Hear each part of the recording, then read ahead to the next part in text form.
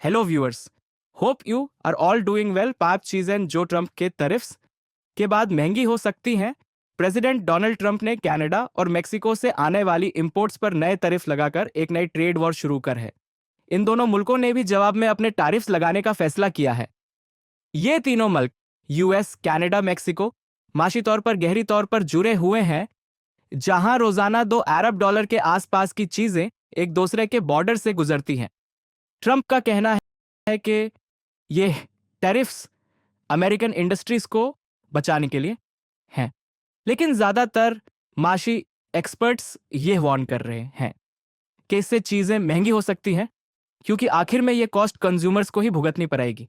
जब कंपनीज ज्यादा टैक्सेस देती हैं तो वो ये बोझ अपने कस्टमर्स पर ही डाल देती हैं। तो अब सवाल यह है कि कौन कौन सी चीजें महंगी हो सकती हैं। एक, कार्स, गाड़ियां लगभग $3,000 ज्यादा तक महंगी हो सकती हैं। वाजा, गाड़ियों की असेंबलिंग के लिए पार्ट्स यूएस, कनाडा और मेक्सिको के दरमियान क्रॉस करते हैं। जब इन पार्ट्स पर ज्यादा टैक्स लगेगा तो ये कॉस्ट गाड़ी खरीदने वालों तक पहुंच जाएगी। सोचने की बात, क्या लोग नए कार्स लेना कम कर देंगे? और अगर हां, तो क्या इसका असर ऑटो इंडस्ट्री और जॉब्स पर नहीं पड़ेगा? दो, हाउसेस। वाजा, यूएस ज्यादातर कैनेडियन लंबर यानी लकड़ी का इस्तेमाल करता है घर बनाने के लिए। जब इस पर टैरिफ लगेगा तो नया घर बनाना महंगा हो जाएगा। असर, इससे सिर्फ नए घर ही नहीं बल्कि पुराने घरों की कीमत भी बढ़ सकती है। डेवलपर्स नए प्रोजेक्ट्स में कम दिलचस्पी ले सकते हैं। सवाल, क्या इससे लोगों के लिए अपना घर लेना मुश्किल हो जाएगा? हाउसिंग क्राइसिस का कोई रिस्क तो नहीं?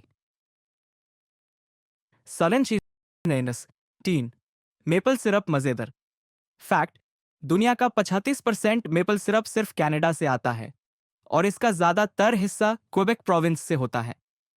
क्या होगा? टैरिफ्स की वजह से अब यह सिरप भी महंगा मिलेगा। सोचने की बात, अगर कनाडा रिटेलिएट करता है तो क्या यह सिर्फ सिरप तक लिमिटेड रहेगा या और फूड प्रोडक्ट्स भी महंगे होंगे? 4, फ्यूअल, पेट्रोल, डीजल। वजह, अमेरिका अपने क्रूड ऑयल का ज्यादा हिस्सा कनाडा से इंपोर्ट करता है, खासकर हेवियर क्रूड ऑयल जो रिफाइनरीज में ज्यादा काम आता है। टैरिफ, कैनेडियन एनर्जी प्रोडक्ट्स पर 10% टैरिफ लगा दिया गया है। असर, अगर कनाडा अपनी ऑयल एक्सपोर्ट्स कम कर देता है तो यूएस में पेट्रोल और डीजल के दाम बढ़ सकते हैं। कंसर्न, क्या इसका असर ट्रांसपोर्टेशन और शिपिंग इंडस्ट्रीज पर भी पड़ेगा? क्या ये चीजें भी महंगी हो जाएंगी? 5, एवोकाडोस। फन फैक्ट, यूएस में बिकने वाले 99 एवोकाडोस मेक्सिको से आते हैं। क्या होगा एवोकाडोस का? टैरिफ्स की वजह से एवोकाडोस महंगे हो जाएंगे और यह असर सुपर बोल संडे तक और ज्यादा महसूस हो सकता है जब गुआकामोले की डिमांड बढ़ती है।